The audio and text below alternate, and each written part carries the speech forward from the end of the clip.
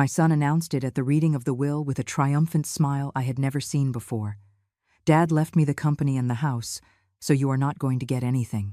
My daughter-in-law, Chloe, celebrated. She literally celebrated, clapping as if she were at a Broadway show, wearing that emerald green dress that probably cost more than the monthly salary of 3 of my warehouse employees. I was sitting at the back of the room, with my hands folded in my lap, observing the scene as if it were a movie. I smiled. It was a small but deliberate smile.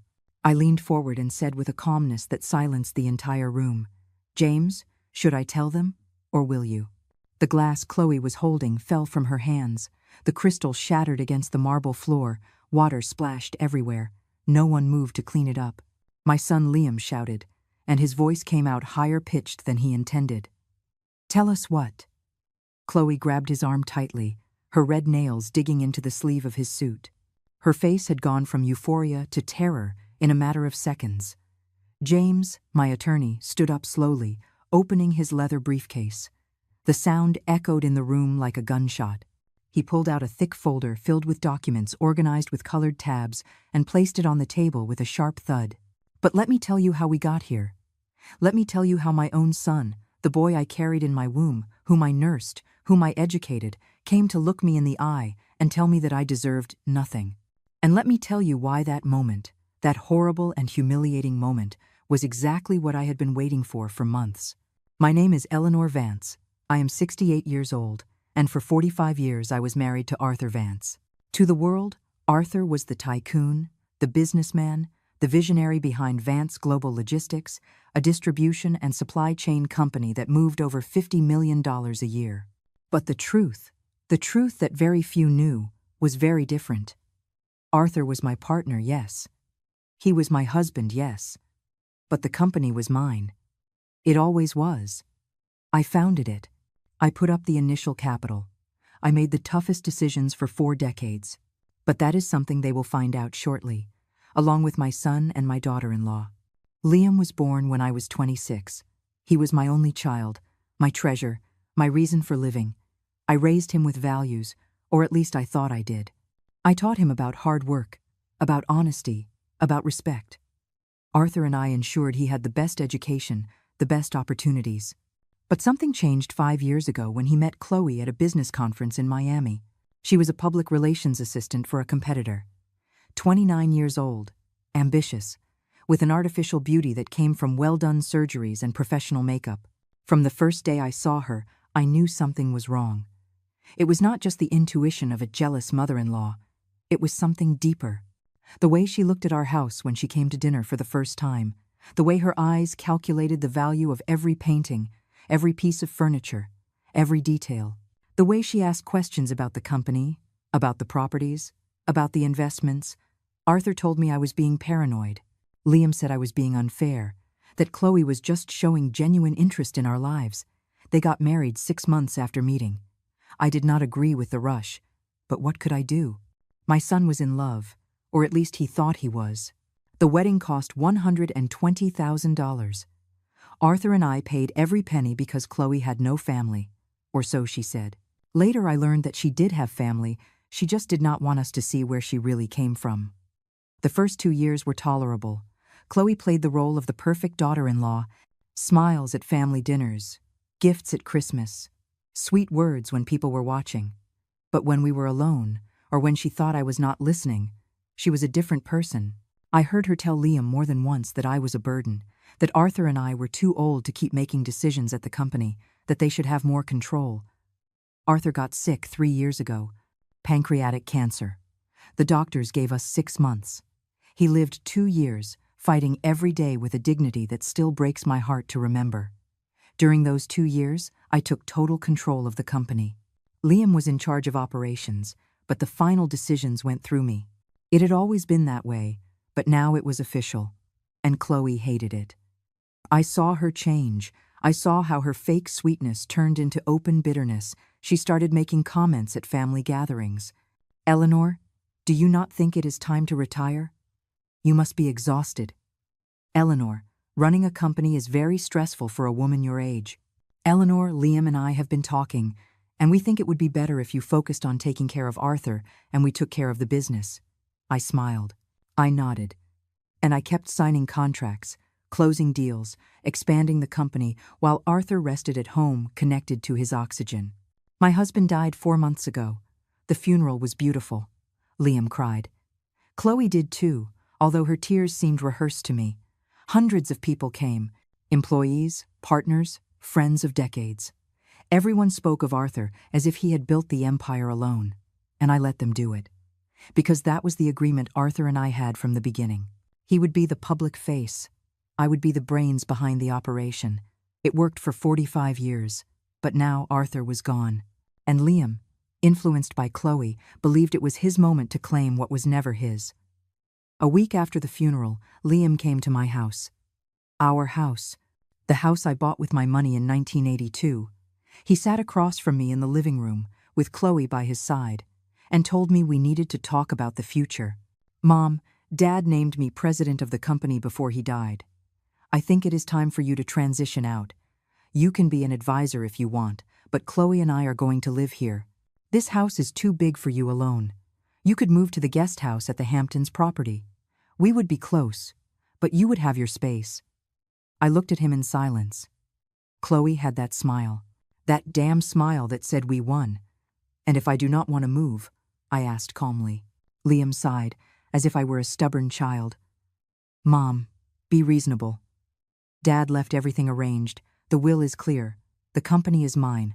The properties are mine. You will be taken care of course, but you can no longer keep making decisions. Not at your age. Not after everything you have been through. I stood up. I told them I needed time to think about it. Liam nodded. Satisfied. Chloe gave me a fake hug before leaving. That night I called James. James had been Arthur's and my attorney for 20 years. He was a meticulous, brilliant, discreet man. I told him everything. I told him that Liam claimed to have a will where Arthur left him everything. James was silent for a long moment. Eleanor, Arthur and I spoke 2 weeks before his death. He never signed a will. He said everything was in order, that you knew what needed to be done. I felt a chill run down my spine. So the will that Liam has is fake. James took a deep breath. It seems so. And if it is fake, someone fabricated it. Someone who had a lot to gain.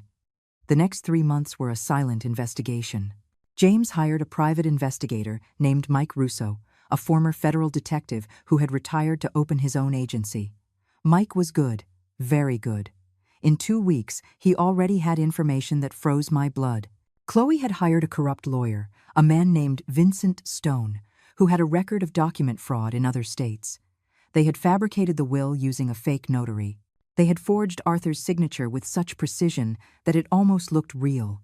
Almost. But James knew my husband's signature better than anyone. He had reviewed thousands of documents signed by him over 2 decades. And this signature had inconsistencies. The pressure of the stroke was different. The angle of the final letter did not match. They were microscopic details. But they were there. Mike showed me the documents one afternoon in James's office. We had closed the blinds. I was sitting across from the desk, my hands trembling as I reviewed every page. Mrs. Vance, there is more, Mike said with a grave voice. He pulled out a manila envelope and slid it toward me. Inside were photographs. Many photographs. Chloe with a man who was not my son, a man in his 50s. Gray hair, expensive suit, a predator's smile. They were in elegant restaurants, at the entrance of a hotel, getting into a silver sports car. In one of the photos, they were kissing. I felt the air leave my lungs. His name is Julian Thorne, owner of a chain of steakhouses and bars in the city, net worth estimated at $15 million. Married, 3 children. And according to our investigations, he has been your daughter-in-law's lover for the last 2 years. 2 years. Since before Arthur got sick. While my husband fought against cancer, while I spent entire nights at the hospital holding his hand, Chloe was with another man planning how to rob us. But that was not all. Mike took out his laptop and played an audio file. The quality was not perfect, but the voices were unmistakable. It was Chloe talking to Julian in what seemed to be a hotel room. The old man is not going to last much longer. The doctors gave him weeks. As soon as he dies, Liam is going to inherit everything. The old woman is easy to manipulate. She is so broken that she will sign anything just to avoid fighting with her son. Julian's voice responded with a cruel laugh. And then what? Baby, how long do we have to keep up this charade? Chloe sighed.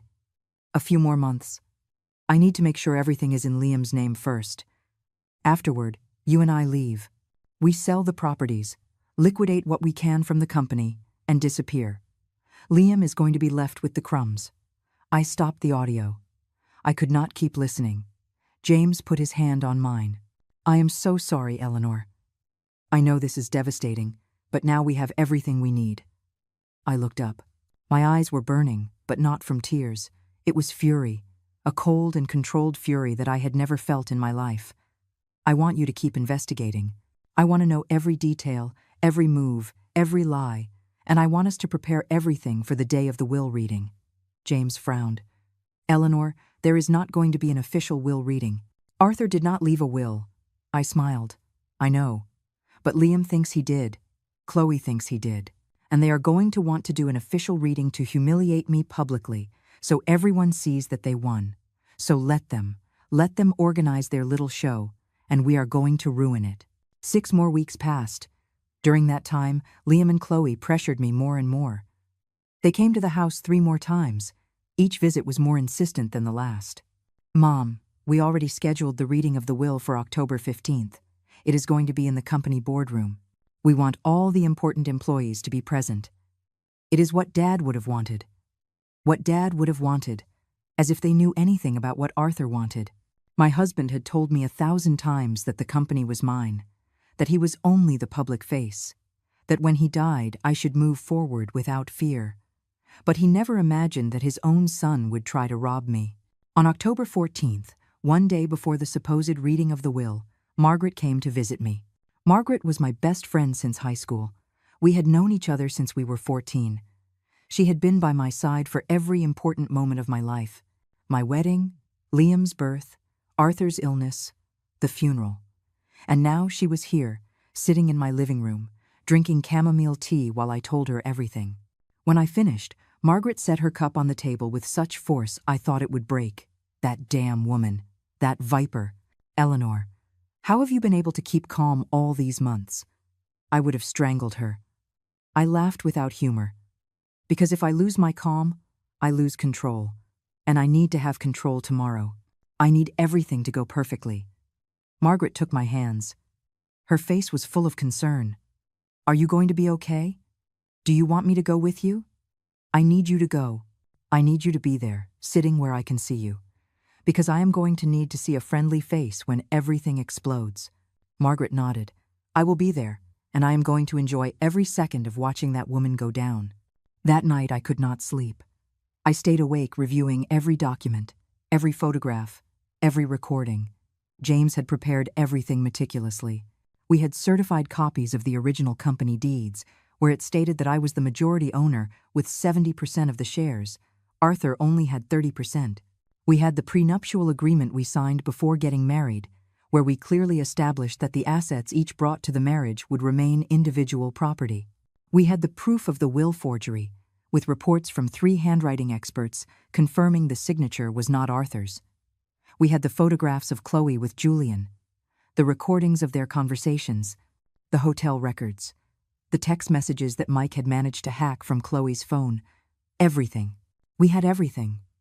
At 6 in the morning, I got up, showered, and dressed with care. I chose a pearl gray tailored suit, elegant but understated. Medium heels, little makeup. I wanted to look like what I was, a grieving widow, dignified, serene, not threatening. I wanted them to underestimate my presence until the last moment. James picked me up at 9. In the car, we went over the plan one last time. You are going to let Liam read the entire fake will. Do not interrupt him. Let him finish. Let Chloe celebrate. Let them feel victorious. Trust me. And when I give the signal, you intervene. Exactly. I am going to present the evidence in order. First, the forgery of the will. Then, the true ownership of the company. And then, if necessary, the evidence of Chloe's infidelity and her plan with Julian. I looked out the car window. The city passed quickly before my eyes. I remembered when Arthur and I were young, when we built everything from nothing, when we dreamed of leaving a legacy for our son. We never imagined that son would betray us. Or maybe Arthur did imagine it. Maybe that is why he never signed that will Liam hoped for so much. Maybe my husband knew, somewhere deep in his heart, that Liam was not ready, that he had lost his way. We arrived at the offices of Vance Global Logistics at 9:45. The building was imposing. 10 stories of glass and steel in the financial district. I had personally chosen the land 25 years ago. I had supervised every detail of the construction. This building was my pride. And today, I was going to defend it. The boardroom was on the top floor. When we got off the elevator, I could see through the glass doors that there were already many people inside. Company executives, some trusted employees. Cousins of Arthur I had not seen in years who had surely come hoping to receive something. And at the front of everyone, as if they were the king and queen of an empire, were Liam and Chloe. My son wore an impeccable black suit. Chloe wore that emerald green dress that matched an emerald necklace that probably cost $30,000. Company money, I was sure. Money she already considered hers. I took a deep breath. James looked at me. Ready? More than ever. We entered the room. Several people turned to look at me. Some with pity, others with curiosity. Liam saw me, and his expression hardened. Chloe, on the other hand, gave me a smile that pretended to be compassionate, but her eyes betrayed with contempt. I approached them with slow, deliberate steps. Good morning. Liam. Chloe. My son barely nodded, without getting up from his chair. Chloe leaned in and gave me a kiss on the cheek that felt like poison. Eleanor. It is good you arrived early. We wanted to talk to you before everything started. Surely this is going to be difficult for you, but we want you to know that you will always have a place in our family. Our home will always be open to you. Our home, the house I bought. I bit my tongue and smiled sweetly. Thank you, dear. You are very kind. James and I headed to the back of the room. I chose 2 chairs in the last row near the door. I wanted to have a complete view of everything. I wanted to see every face when the bomb dropped. Margaret arrived 5 minutes later. She saw me immediately and came to sit next to me. She squeezed my hand tightly. I am here, she whispered. Whatever happens, I am with you. I returned the squeeze. At 10 o'clock sharp, Liam stood up and tapped the table gently to call for attention. The murmur of conversations stopped. All eyes turned to him. Good morning, everyone. Thank you for coming on this very important day for our family. As you know, my father, Arthur Vance, passed away 4 months ago. He was an extraordinary man, a visionary, a leader. And although he is no longer with us physically, his legacy continues. He paused dramatically. I could see he was enjoying this. Today, we are going to proceed with the official reading of his will. My father left very clear instructions on how he wanted his assets and his company to be handled. And it is my duty, as his son, to ensure that his wishes are carried out to the letter. Chloe was standing next to him, with a possessive hand on his shoulder. She held a folder in her other hand. A folder that I knew contained fake documents. Several executives exchanged glances. Some seemed uncomfortable. They knew the real dynamic of the company. They knew I had been the one making the important decisions for years. But no one said anything. Because at that moment, Liam had the power. Or so they thought. Liam opened the folder and took out several papers. He held them up so everyone could see them. This is the last will and testament of Arthur Vance, dated January 10th of this year, just 3 months before his passing. It is duly signed and notarized. He began to read. His voice was firm, clear, full of fake authority. I, Arthur Vance, of sound mind and body, declare this document to be my last will and testament. First, I leave the entirety of the shares of Vance Global Logistics to my son Liam Vance, who has demonstrated the vision and leadership necessary to continue the legacy of this company. There were murmurs, some of approval, others of surprise. Liam continued, his voice gaining confidence with every word. Second, I leave the primary residence located at 245 Oakwood Avenue, as well as the 3 vacation properties in the Hamptons, to my son Liam Vance. Third, I leave all bank accounts, investments, and financial assets in the name of Arthur Vance to my son Liam Vance. I saw Chloe squeeze Liam's shoulder. Her eyes were shining. She was calculating, adding, counting the money she believed was already hers. Liam paused again. This time he looked directly at where I was sitting. His expression was a strange mix of triumph and something that almost looked like guilt. Almost. Fourth, to my wife Eleanor Vance, I grant a monthly pension of $500, subject to annual review by the new president of the company. I also grant her the right to reside in the guest cottage located on the Hamptons property, provided she does not interfere with the administrative and financial decisions of the family. The silence that followed was absolute. I could hear the hum of the air conditioning, the ticking of the clock on the wall, my own heart beating in my ears. $500. After 45 years of marriage. After having built everything. After having invested my inheritance. My time. My entire life. Chloe was the first to break the silence. She began to clap. Slowly at first. Then with more enthusiasm. Congratulations, baby. Your father knew exactly what he was doing.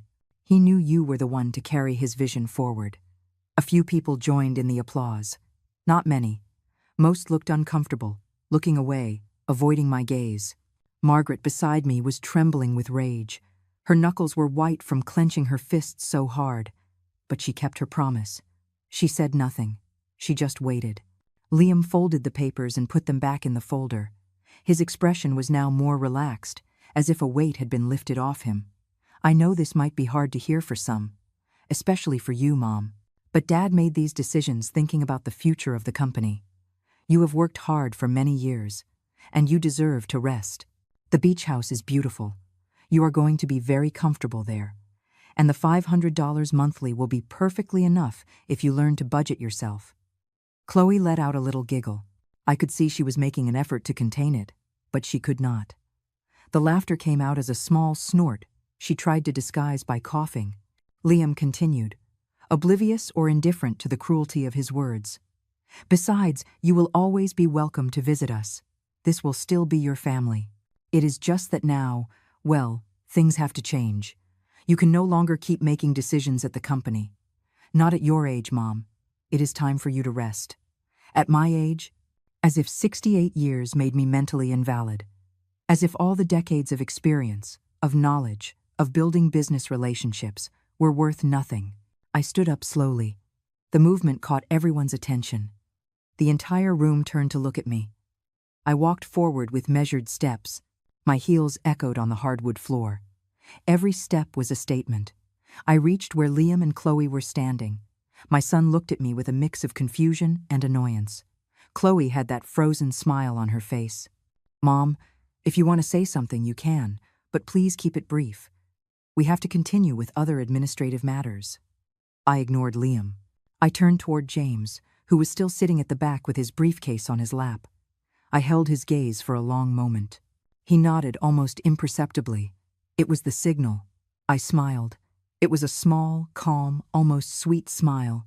And then I said the words I had been rehearsing in my mind for weeks. James, should I tell them, or will you? The effect was immediate and dramatic. The glass of water Chloe was holding fell from her hands, as if it suddenly weighed 1,000 pounds. The crystal shattered against the marble floor with a sound that echoed like a gunshot. The water spread, forming a puddle that quickly reached Liam's feet. No one moved to clean it up. Everyone was frozen. Watching me, Liam went pale. His mouth opened and closed like a fish out of water. And then he shouted, with a voice that sounded higher and more desperate than he probably intended. Tell us what? What are you talking about? Chloe grabbed his arm tightly. Her nails dug into the fabric of his suit. I saw her swallow hard. The color had completely disappeared from her face. The perfect makeup could not hide the terror in her eyes. James stood up. The sound of his briefcase opening echoed in the tense silence of the room. He took out that thick folder, the one we had prepared with such care for months. He placed it on the boardroom table with a sharp thud that made several people jump in their seats. With all due respect, Mr. Vance, James began with that professional, cold voice he had perfected in 30 years of a legal career. The document you just read has absolutely no legal validity. Liam took a step forward, his face reddening. That is ridiculous. I have the will right here. It is signed and notarized. My father did it before witnesses. James did not flinch. He opened the folder and took out the first set of documents. "What you have, Mr. Vance, is a forged document, and I have the proof that demonstrates it." Chloe let out a choked sound. Liam turned to her, looking for support, looking for her to reassure him, to tell him everything was okay, but she was not looking at him. She had her eyes fixed on James, on that folder, as if she could see her entire life crumbling before her eyes. James placed the first document on the table, turning it so everyone could see it. "This is a handwriting analysis performed by 3 independent experts, all internationally certified. All 3 came to the same conclusion. The signature on the will that Mr. Liam just read does not belong to Arthur Vance." Liam snatched the document from the table. His eyes scanned the pages frantically, looking for something, anything to disprove what he was hearing. "This is impossible. I saw my father sign this. I was there." "Where?" James asked calmly. "In exactly what location did you see your father sign this document? Who else was present? Can you give us names?" Liam's silence was revealing. He swallowed. He looked at Chloe. She avoided his gaze. I was standing next to them, watching as everything began to fall apart. I felt a strange mix of satisfaction and pain. Because this was my son, the boy I had raised, and he was discovering that he had betrayed me, or that he had been manipulated to betray me. I was not yet sure which was worse. James continued, "Relentless, but there is more, much more." He took out another set of documents. "These are the records of the notary who supposedly certified the will, a man named Lewis Miller, with an office on Main Street. The problem is that Lewis Miller died 2 years ago. His license was canceled, his office closed. Any document with his stamp dated after March 2023 is, by definition, fraudulent." The murmurs in the room turned into gasps. Several people stood up to get a better look at the documents. One of the executives, a man named Arnold, who had worked with Arthur for 20 years, approached the table and examined the papers with a serious expression. Liam dropped the documents. His face had gone from furious red to pale white. He turned to Chloe with eyes full of confusion and something deeper. Fear. "Chloe, you told me you knew a trustworthy lawyer. You told me he would take care of everything, that Dad had gone to his office and signed everything before he died." Chloe took a step back. Her lips were trembling. I just wanted to help. I thought that was the real will. The lawyer told me everything was in order." James looked directly at her. "The lawyer? Are you referring to Vincent Stone?" Chloe stood motionless. It was like watching an animal caught in the headlights of a car. "How do you know that name?" she whispered. "Because Mr. Stone has a criminal record for document fraud in 3 different states. He was disbarred 5 years ago. And according to our investigations, you hired him specifically to fabricate this fake will." The room exploded, voices rising, people standing up, some executives shouting questions, others pulling out their phones. Liam looked at Chloe with an expression I had never seen on him. It was pure horror. "What did you do?" His voice came out as a broken whisper. "What the hell did you do, Chloe?" She was shaking her head, tears running down her face, ruining the perfect makeup. No, it is not like that. They are lying. They are trying to confuse us. Your mother always hated me. She is inventing all this because she does not want us to have what is rightfully ours." I took a step forward. My voice came out cold, controlled, full of an authority I had not used in years. "What is rightfully yours, Chloe, is what was always mine." She looked at me with distilled hatred. "You are nothing. You were just the wife. Arthur built all this. You were just there as a decoration." James intervened before she could respond. "Mrs. Vance, if I may."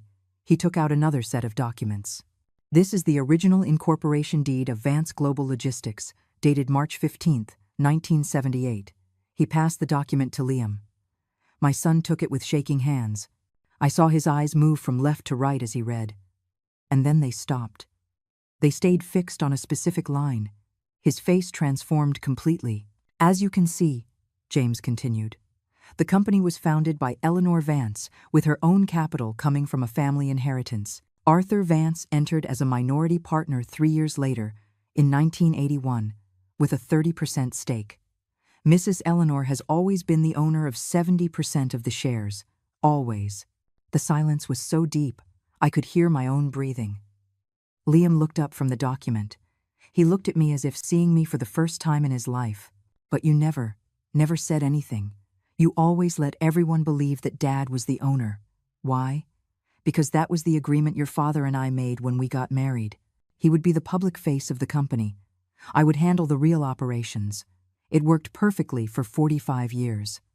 Liam shook his head, still processing the information. So, all this time, you have been. Yes, I have been the owner. The one making the final decisions. The one signing the important contracts. The one who saved the company during the financial crisis of 2008 when your father was too sick to work. Chloe let out a hysterical laugh. No, this has to be a lie. It has to be another fake document. Liam, you cannot believe this. She is desperate. She is inventing things so she doesn't lose everything. James pulled out more papers. These are the company's financial statements for the last 20 years. All signed by Mrs. Eleanor Vance as CEO. These are the contracts with our main clients signed by her. These are the property deeds, all in her name. The prenuptial agreement she signed with Arthur clearly established the separation of assets. Every document he placed on the table was another blow, another piece of reality destroying the fantasy that Chloe and Liam had built. One of the executives, Daniel, the chief financial officer, stood up. Mrs. Eleanor, I can confirm all this. I have worked directly with you for the last 15 years. All important decisions always went through your approval. Mr. Arthur was the company ambassador, but you were the one who really ran it. Other executives nodded. Some even seemed relieved that the truth was finally coming out. Liam collapsed into a chair. He had his head in his hands.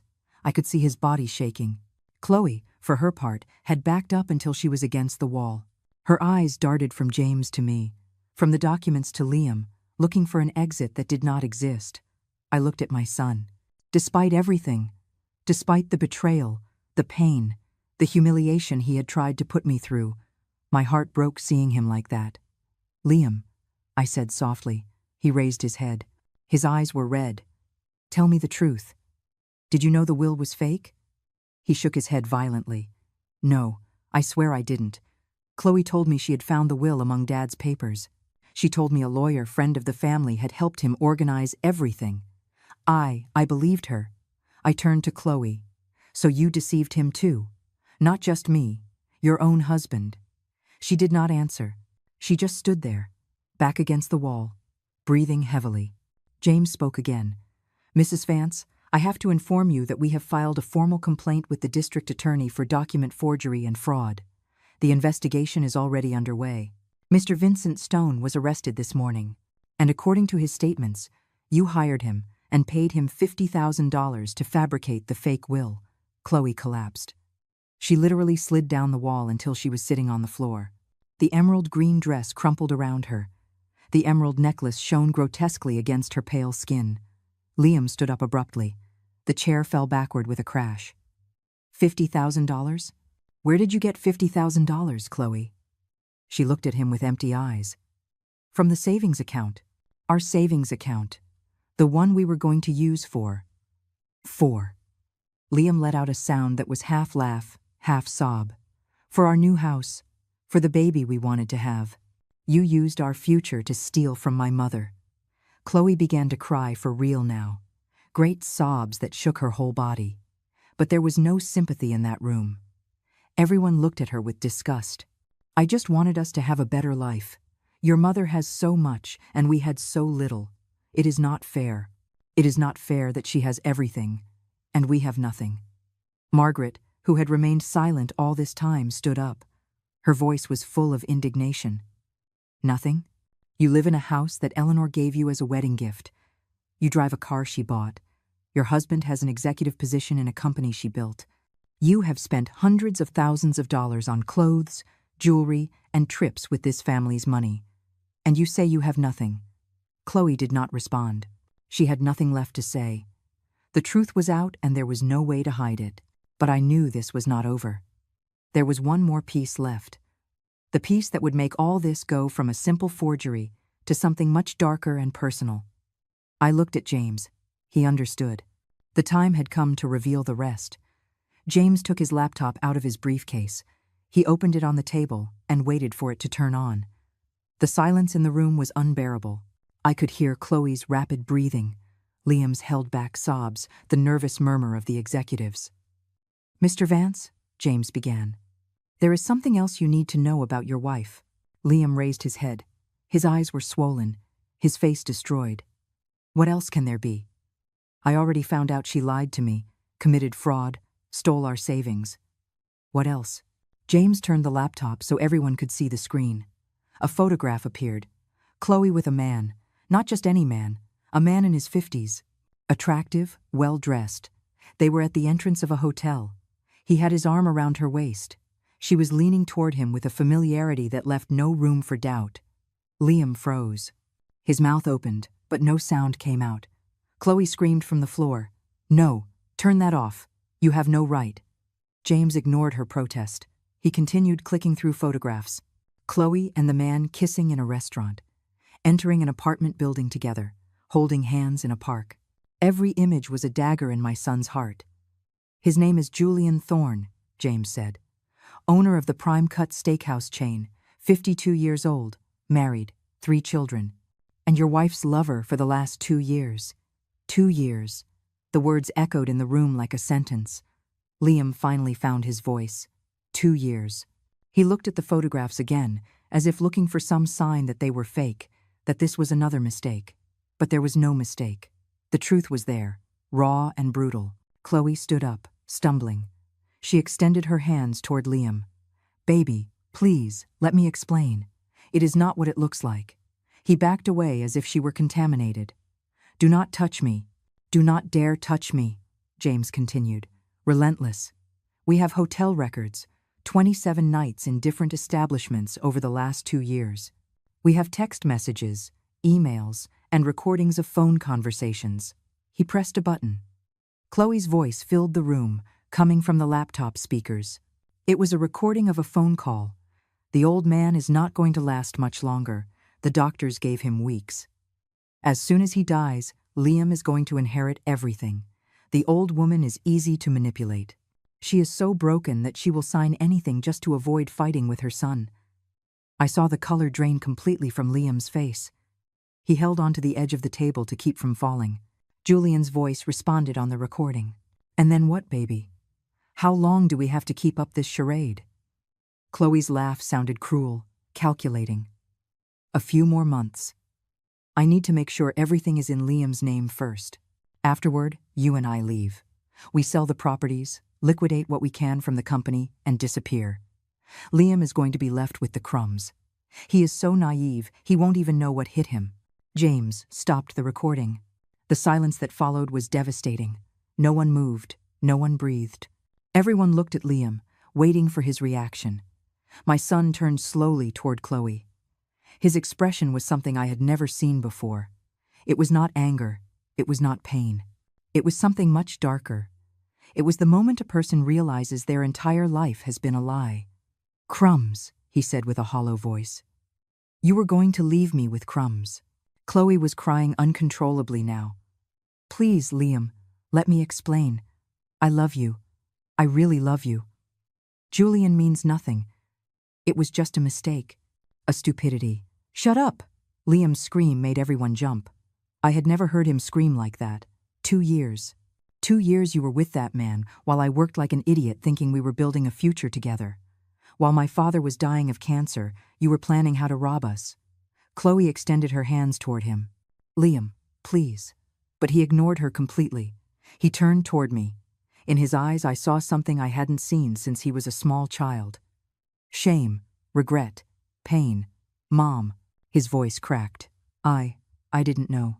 You have to believe me. I thought the will was real. I thought Dad had decided to leave me the company. I thought Chloe loved me. I thought so many things, and they were all lies." I walked toward him.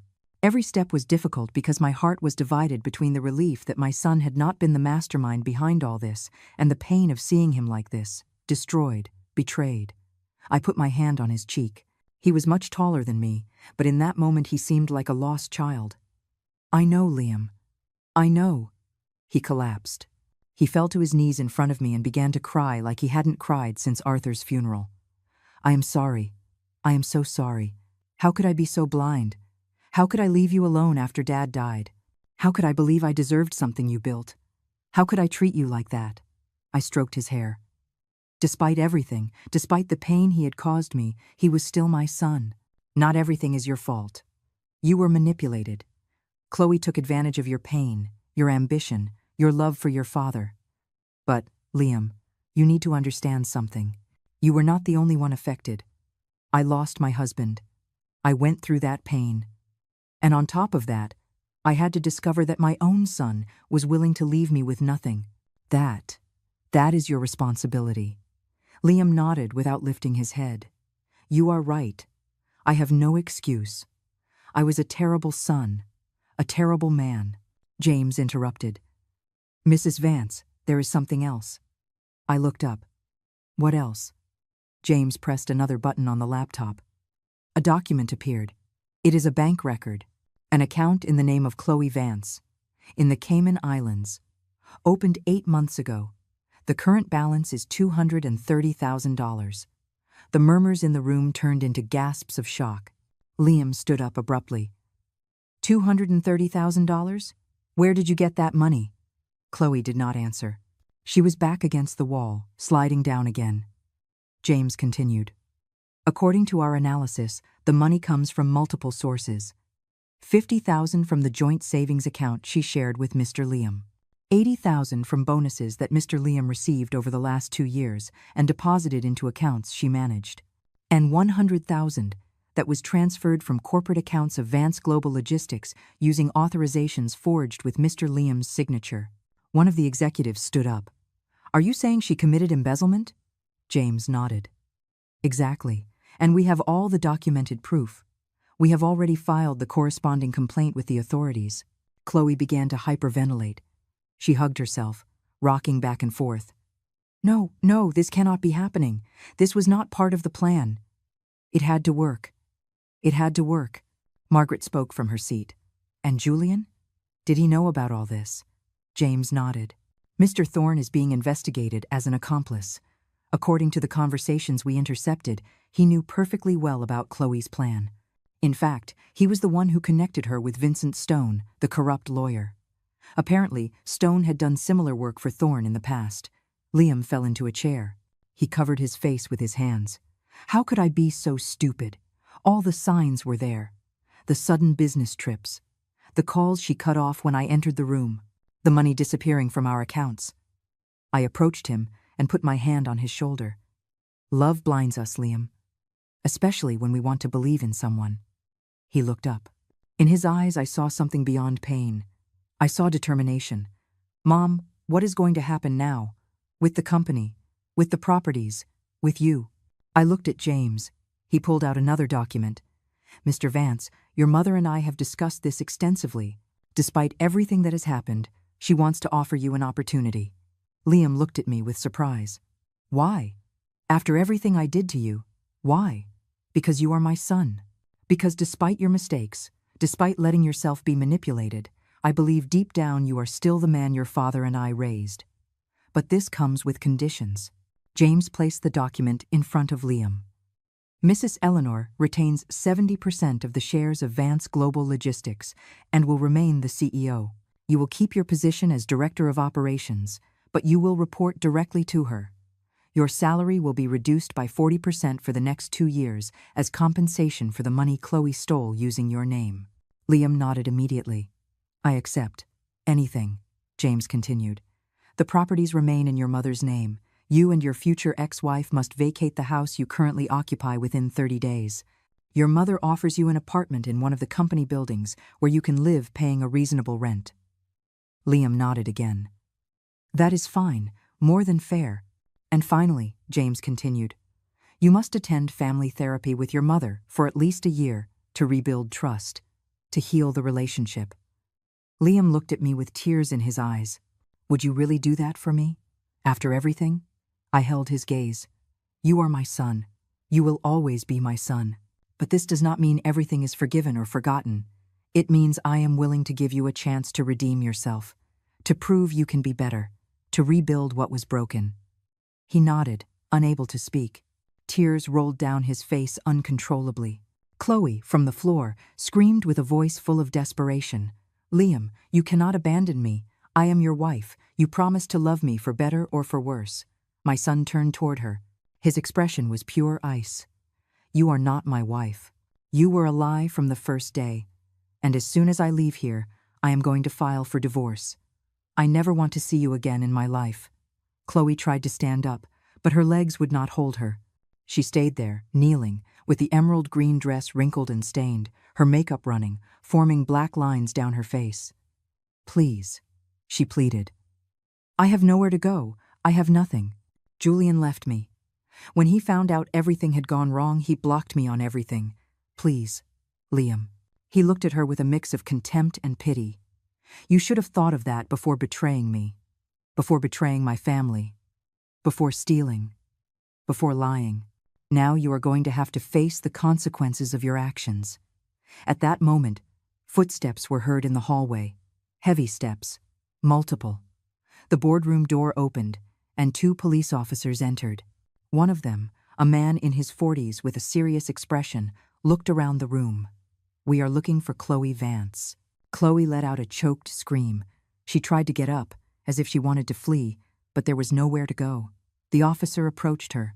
"Mrs. Chloe Vance, you are under arrest for the crimes of document forgery, fraud, embezzlement, and conspiracy.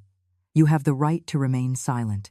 Anything you say can and will be used against you in a court of law. You have the right to an attorney. If you cannot afford one, one will be appointed to you. Do you understand these rights?" Chloe sobbed uncontrollably as the officer placed the handcuffs on her. "This is your fault," she shouted, looking at me with hatred. "You did this to me. If you were not so selfish, if you shared what you have, none of this would have happened." I approached her. The officers watched me cautiously, but they did not stop me. I stood inches from her face. "I did not do anything to you, Chloe. You chose to lie. You chose to steal. You chose to betray my son and my family. These consequences are the result of your own decisions. No one else is to blame." She spat at me. It did not reach me. One of the officers held her tighter. "That is enough. Let's go." They took her out of the room while she shouted threats and insults. Her voice faded down the hallway until finally only silence remained. A heavy silence, full of relief and exhaustion.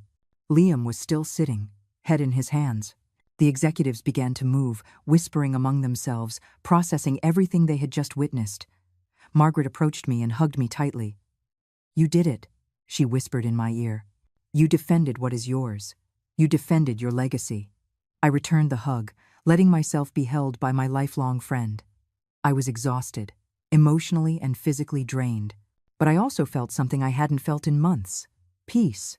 The truth had finally come to light. James approached Liam and extended the document. "If you agree with the terms, I need you to sign here. It is a revised employment contract and a restitution agreement." Liam took the pen with a shaking hand and signed without even reading. "I trust whatever my mother decides. I no longer have the right to question anything." I approached him again. "Liam, this does not mean I do not love you. It means love comes accompanied by responsibility and consequences." He nodded. "I understand, Mom, and I am going to spend the rest of my life proving to you that I can be better, that I can be the son you deserve." One of the executives, Arnold, the director of operations who had confirmed my position in the company, stood up. "Mrs. Eleanor, if I may, everyone here knew the truth. We knew who really ran this company. And I want you to know you have our total support. Vance Global Logistics is what it is thanks to you. And we are going to continue working under your leadership with the same commitment as always." Other executives nodded and murmured words of support. I felt something in my chest loosen. For months I had carried the weight of this situation alone. And now, finally, everything was resolved. The meeting dissolved slowly. Executives left in small groups, still commenting in hushed tones on what they had witnessed. I knew this story would become a legend in business circles. The widow who defended her empire against her own family. Margaret stayed with me. Liam, too. James was putting all the documents back in his briefcase. "What happens now?" Margaret asked. "Now," I replied, "I am going home. I am going to make some tea, and I am going to sleep for the first time in months without feeling like I am at war." Margaret smiled. "I will join you. I think we both need to process all this." Liam stood up. "Mom, can I go with you?" "Just to talk, to start fixing things." I looked at him for a long moment. I saw the boy he had been, the young man full of promise, and the broken man standing in front of me now. A man who had made terrible mistakes, but who seemed genuinely remorseful.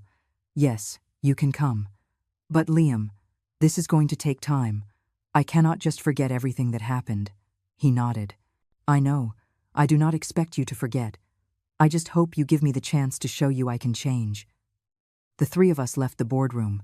James said goodbye at the elevator, promising to send me all the final documents in the coming days. He also mentioned he would be in contact with the DA's office to follow the case against Chloe and her accomplices. In the parking lot, Margaret suggested we all go in my car. Liam was in no condition to drive, and she wanted to make sure we arrived safely. The ride home was silent. I was in the passenger seat, looking out the window as the city passed before my eyes. Liam was in the back, lost in his own thoughts. When we arrived at the house, that house I had bought over 40 years ago, I felt a wave of emotions. This was my house. It always had been. And no one was going to take it from me. We went inside and Margaret went straight to the kitchen to make tea. Liam and I sat in the living room, the same place where weeks ago he had told me I should move to the guest house. "Mom," he began with a hesitant voice, "can I ask you something?" "Of course. Why did Dad and you decide to keep it a secret, that you were the real owner of the company? Why not just tell everyone the truth from the beginning?" I sighed. "It was a decision we made together when we started. In the 70s, a woman at the head of a logistics company was not seen well. Clients, especially the big ones, preferred dealing with men. Your father was charismatic, he was a natural salesman. So we decided he would be the public face while I handled operations from behind the scenes. It worked better than we imagined. But did you never want the recognition? Did it never bother you that everyone thought Dad was the genius behind everything?" Liam seemed genuinely curious. I laughed softly. "At first, yes. I am not going to lie. There were moments when I wanted to shout the truth, but then I understood that public recognition was not the important thing. The important thing was the work, the results, the satisfaction of building something solid. Your father always gave me the credit in private. That was enough." Liam shook his head. "You are stronger than I ever imagined. And I was an idiot to underestimate you." Margaret arrived with a tray with 3 cups of tea. She sat in the armchair next to me. "Well," she said with her direct style, "now that everything has come to light, what are you going to do, Eleanor? With the company? With your life? With everything?" I took a sip of tea, letting the warmth comfort me. "I am going to keep running the company. I am going to make sure Liam receives the training he needs to someday, maybe, be ready for a role of greater responsibility. But that is going to take years. And it is going to depend completely on if he proves he can change." Liam nodded. "I will do whatever is necessary." Margaret looked at me with a smile. "And personally? You have been carrying so much for so long. Do you not think it is time you lived a little? Travel, enjoy what you built." I leaned back in the armchair. "Maybe. I have been thinking about traveling to Europe. Your father and I always wanted to go, but we never had time. Perhaps now is the moment." Liam spoke with a soft voice. "Dad would be proud of you, of how you handled all this, of how you gave me another chance despite everything." I felt tears threatening to come out. Your father was a good man. Liam, he made mistakes, like everyone, but he always tried to do the right thing. I hope you can learn from him, from his virtues and his mistakes. We stayed in silence for a while, each lost in our thoughts. Outside it was getting dark. It had been a long and intense day. 2 weeks passed since that day in the boardroom. 2 weeks in which everything began to fall into place. Chloe remained in custody, awaiting trial. Her defense attorney had tried to negotiate a plea deal, but the DA had too much evidence against her. Embezzlement, document forgery, conspiracy to commit fraud. The charges were serious, and the consequences too. Julian Thorne had also been arrested. His wife had initiated divorce proceedings immediately, and his children had issued a public statement disassociating themselves from him. His restaurant empire was in crisis. Several partners had withdrawn their investments, and 2 of his largest locations had closed. The fall had been rapid and brutal. Vincent Stone, the corrupt lawyer, had accepted a deal with the prosecution in exchange for testifying against Chloe and Julian. He would get a reduced sentence, but would still spend several years in prison. Liam had kept his word. He moved out of the house he shared with Chloe into the apartment I had offered him. It was a modest space compared to what he was used to, but it was enough. He had also started therapy, both individual and family sessions with me.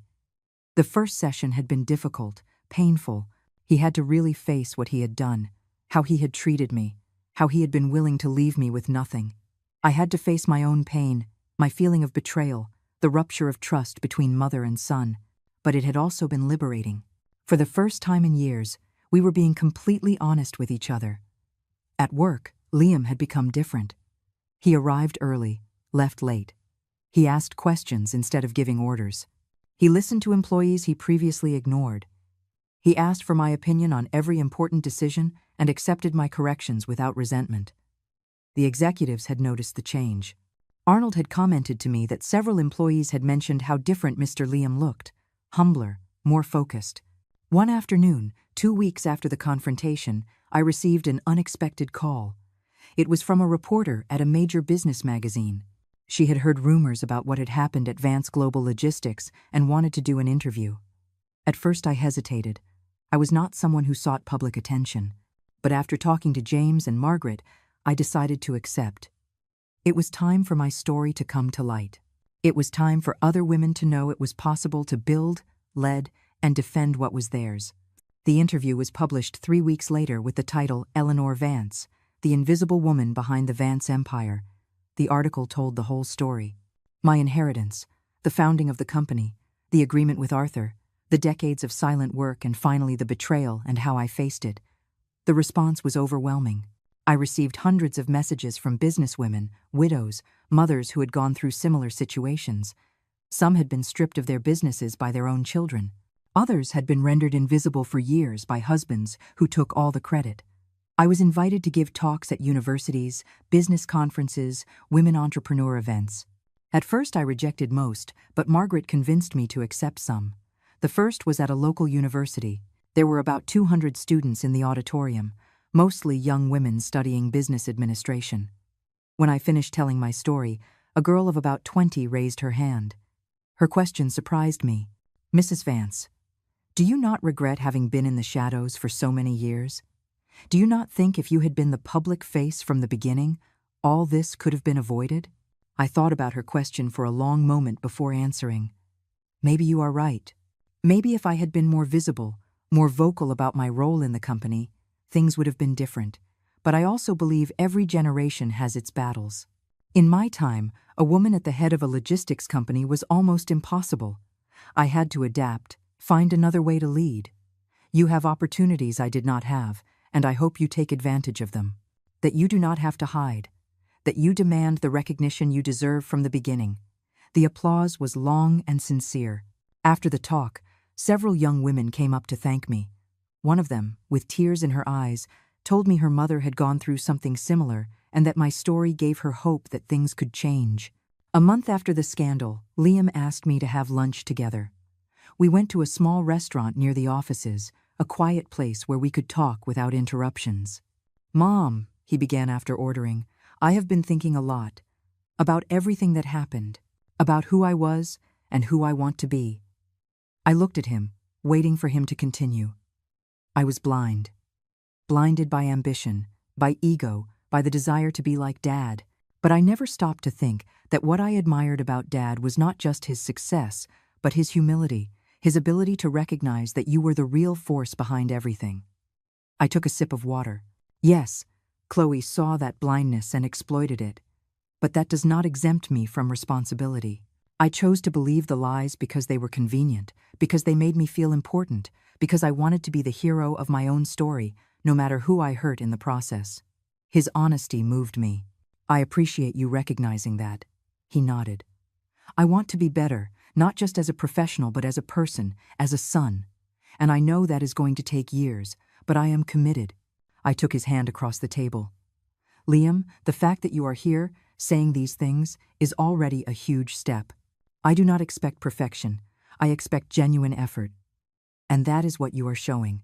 We had lunch in peace, talking about simple things.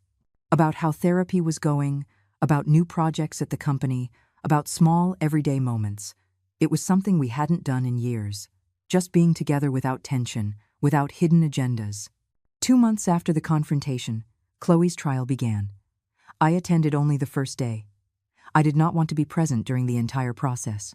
Seeing her there, in the prison uniform, without makeup, with unkempt hair, was shocking. She looked like a completely different person. Her defense attorney tried to argue that she had been manipulated by Julian, that she was a victim too. But the evidence was overwhelming.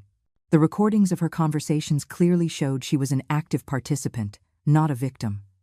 The trial lasted 3 weeks. In the end, Chloe was found guilty on all charges. She was sentenced to 8 years in prison without the possibility of parole until serving at least 5. Julian received 10 years. When James called to give me the news, I felt a strange mix of satisfaction and sadness. Satisfaction because justice had been served. Sadness because lives had been destroyed. Because my son had been deceived and betrayed. Because in the end, no one really won in these situations. 3 months after everything, Margaret and I were sitting in my living room drinking coffee on a Saturday afternoon. She had brought chocolate cake, my favorite. "So," she said with that mischievous smile I knew so well, "when are we going to Europe?" "Margaret, are you serious?" "Completely. Eleanor, you have spent your whole life working, building, taking care of others. Arthur is gone. Liam is finding his way. The company is solid. It is your moment. It is your time to live." I looked at her with affection. Margaret had been my rock throughout this storm, my unconditional friend since we were girls. "You are right. Let's go. Let's plan that trip." Margaret's eyes lit up. "Seriously?" "Yes. Paris, Rome, Barcelona. All the places Arthur and I dreamed of visiting. We are going to go and we are going to toast to him in every city." Margaret raised her coffee cup. "To Arthur, to you, and to second chances." We clinked our cups. "To new beginnings," I added. That night, after Margaret left, I sat in the study Arthur and I shared. The walls were full of photos of our life together. The wedding, Liam's birth, trips, company celebrations. I stopped in front of a photo of Arthur and me taken about 10 years ago. We were in the office, late at night, surrounded by documents. He was looking at me with that expression of admiration he always had when we talked business. I did the right thing. I told the photo. I defended what we built. But I also gave our son a chance. "I think you would be proud." The silence of the house was comforting. I no longer felt the weight I had carried for months. The truth was out. Justice had been served. And I had claimed my place. Not just as Arthur Vance's widow, not just as Liam's mother, but as Eleanor Vance, the woman who had built an empire and had the courage to defend it when necessary. 6 months had passed since that day in the boardroom. 6 months of reconstruction, of healing, of profound changes. The company was stronger than ever. We had closed 3 major contracts with international clients. The numbers were in the green, and the work environment had improved notably. Liam had proven worthy of the second chance I gave him. Every day he arrived before anyone else and was among the last to leave. He had implemented a training program for young employees that was yielding excellent results. And most importantly, he had learned to listen. He was no longer the arrogant man who thought he had all the answers. Now he asked questions, asked for opinions, acknowledged when he was wrong. The employees had begun to respect him not for his last name, but for his work. One morning, Liam entered my office with a serious expression. "Mom, I need to talk to you about something important." I took off my glasses and closed my laptop. "Sure, sit down." He sat across from my desk, nervous, playing with his hands. "I have been thinking about the future, my future. And I think I need to do something more than just work at the company." I looked at him with curiosity. "What do you have in mind?" "I want to study again. A master's in business administration, but this time for real. Not just for the degree, but to learn, to be better at what I do. So someday, if you consider it appropriate, I can really help you run this company the right way." I felt warmth expand in my chest. That is an excellent idea. He smiled shyly. I also want to start doing volunteer work. There is an organization that helps men who have been victims of abusive or manipulative relationships. I think my experience could help others see the signs I did not see. I got up from my chair and walked around the desk to hug him. I am very proud of you. Truly. Your father would be proud too. Liam returned the hug tightly. Thank you for not giving up on me, Mom. Thank you for giving me this opportunity when I didn't deserve it. You will always be my son, and children deserve second chances. But Liam, you have done something many do not do. You have recognized your mistakes, you have worked to change, and you have demonstrated with actions, not just words. That is what makes the difference. That afternoon, James came to the office with news. Eleanor, I have updates on the case. Chloe's appeal was rejected. The sentence stands. 8 years. I nodded. And Julian? The same. His appeal was also rejected.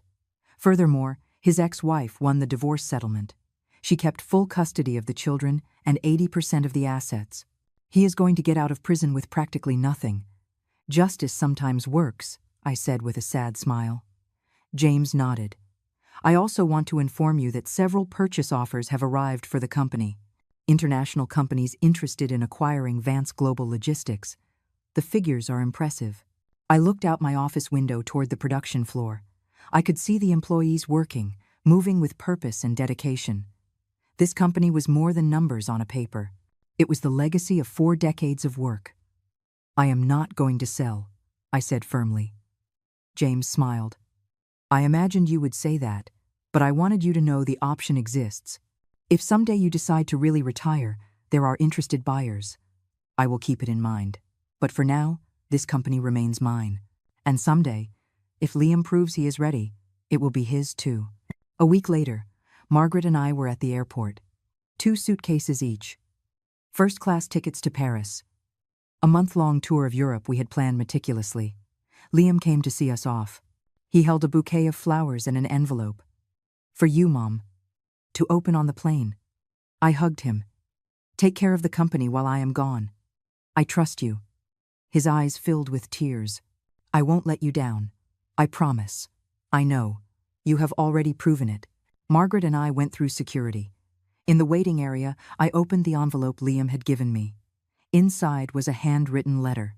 Mom, the letter began, I do not have enough words to thank you for everything you have done for me. Not only for giving me this second chance, but for a lifetime of sacrifices I never knew how to appreciate. You built an empire and allowed Dad to shine because you loved his happiness more than public recognition. That is true love. I spent years believing success was measured in titles and power. Now I understand that true success is measured in integrity, in how we treat others, in the legacy we leave. You are my hero, not Dad, although I loved him deeply. You, the woman who built everything and had the courage to defend it when necessary. The woman who forgave her son even when he didn't deserve it. Enjoy this trip. Live, laugh, toast to Dad in every city you visit. And when you return, I promise you will find an even stronger company because I am going to work every day to honor your trust. I love you, Mom. I always will. Your son, Liam. Tears rolled down my face as I finished reading. Margaret passed me a tissue. He is a good boy. He just needed to find his way. Yes, he is. And I think he is finally finding it. The flight was long but comfortable. I slept most of the way, something I hadn't done in years.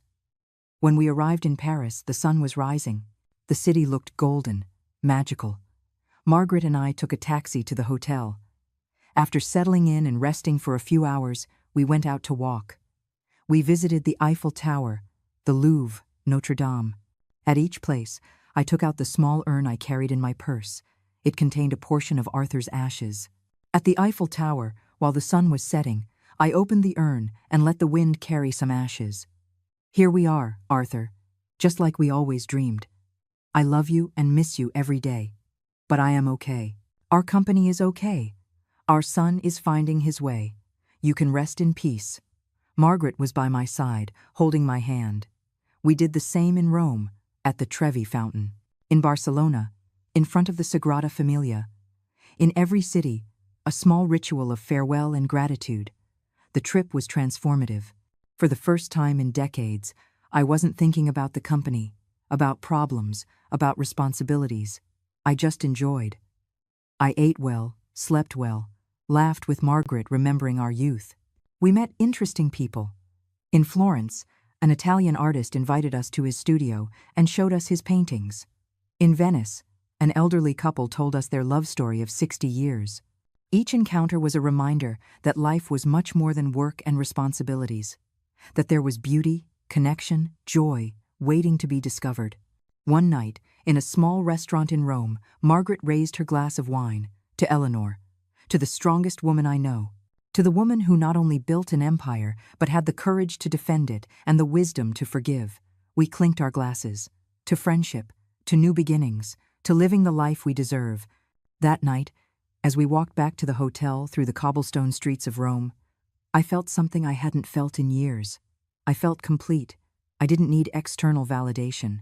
I didn't need the world to know my story. Not anymore. I had defended what was mine. I had claimed my place. I had forgiven my son. I had honored my husband's memory. And now, finally, I was living for myself. When we returned home a month later, Liam was waiting for us at the airport. He brought flowers and a genuine smile. "Welcome home, Mom. I missed you. I missed you too. How is everything?" "Everything is perfect. The company is better than ever. And I have many things to show you. But that can wait. Today, I just want you to rest." A year had passed since that day in the boardroom. A full year of transformation, of healing, of growth. It was a Friday afternoon, and I was in my office reviewing the quarterly reports. The numbers were extraordinary.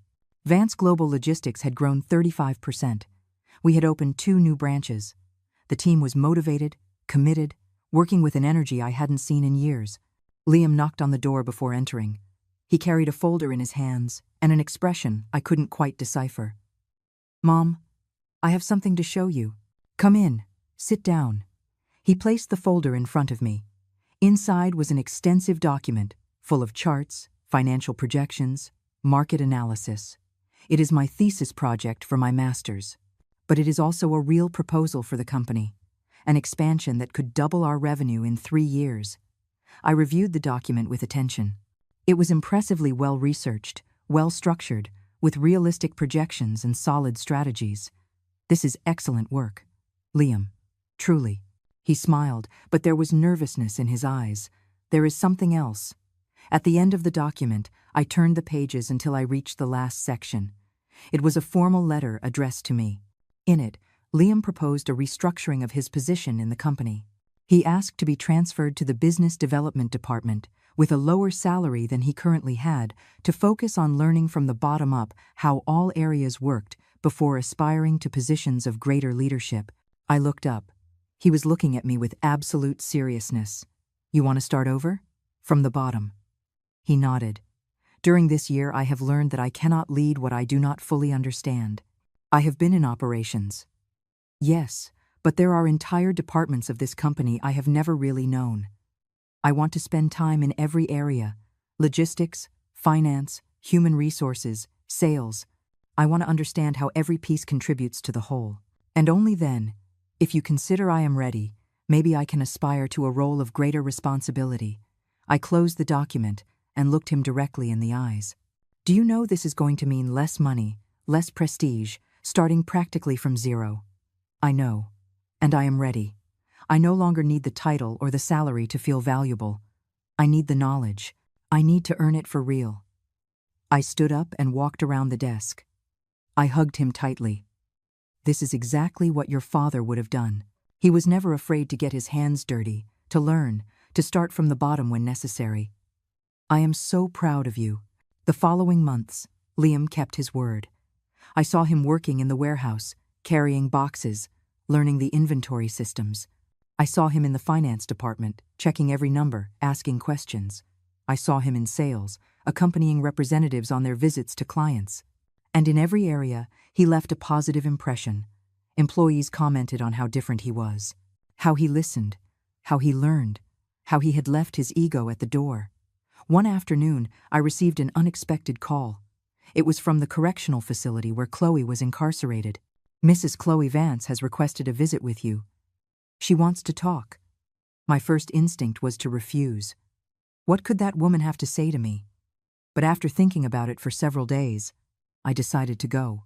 I needed to close that chapter completely. The correctional facility was a cold, impersonal place. They made me go through several security checks before taking me to a visitation room. Chloe was sitting on the other side of a metal table. She looked completely different. Without makeup, with short and unkempt hair, the gray prison uniform.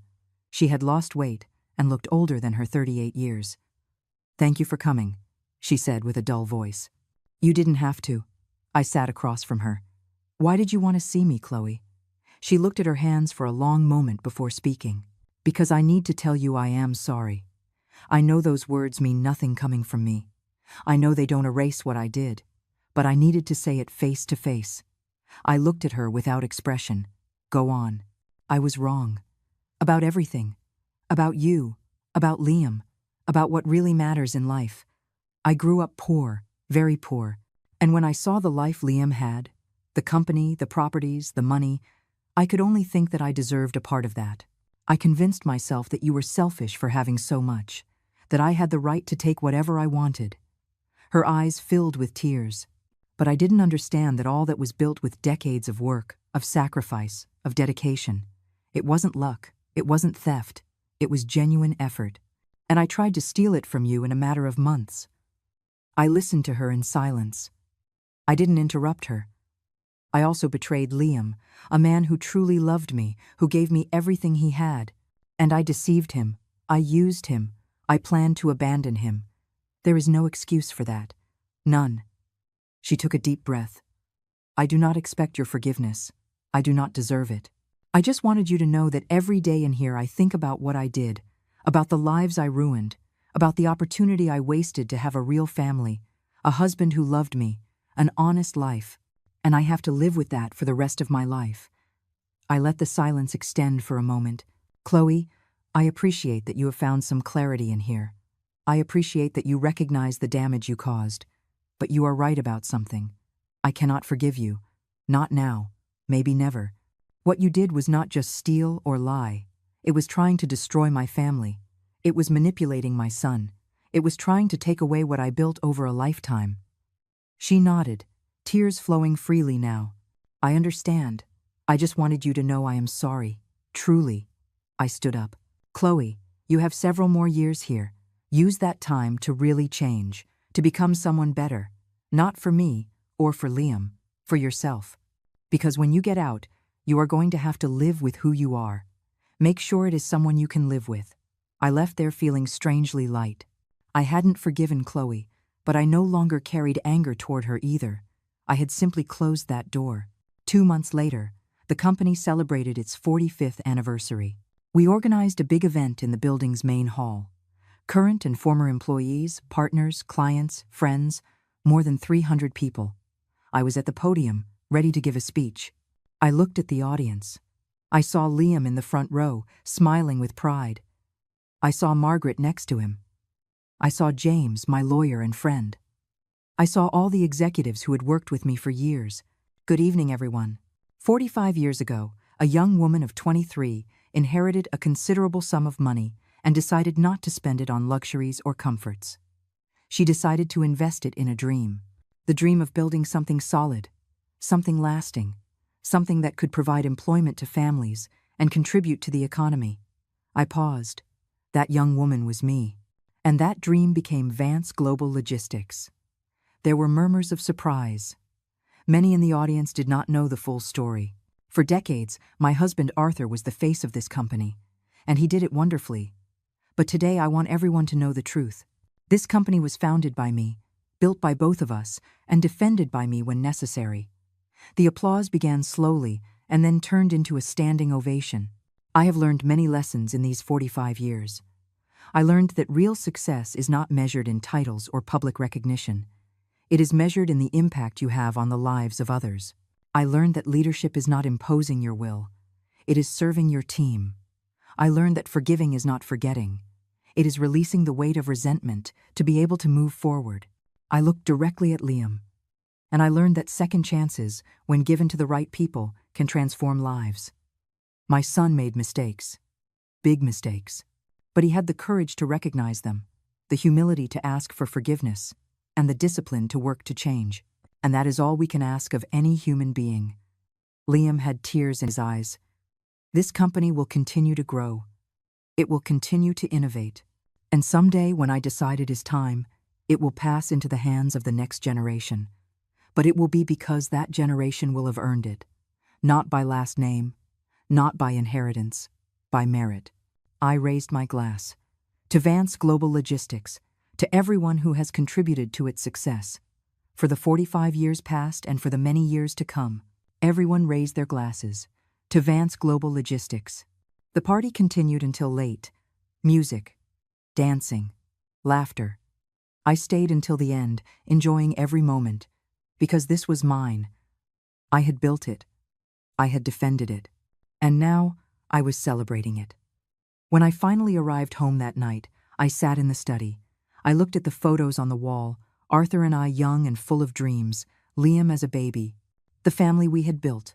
I took out my journal, something I had started doing during therapy. I wrote, "Today we celebrated 45 years. 45 years of work, of sacrifice, of love, of loss, of betrayal, of forgiveness, of growth. I have been many things in my life. Wife, mother, businesswoman, widow. But today, finally, I am simply Eleanor, a woman who knows her worth, who defends what is hers, who forgives when possible, and who lives without asking anyone's permission. Arthur, wherever you are, I hope you are proud. Liam is finding his way. The company is stronger than ever. And I, finally, am at peace." I closed the journal and turned off the light. Tomorrow would be another day. There would be new challenges, new opportunities, new adventures. But tonight, I slept peacefully, because I had fought my battle. I had defended my legacy, and I had won.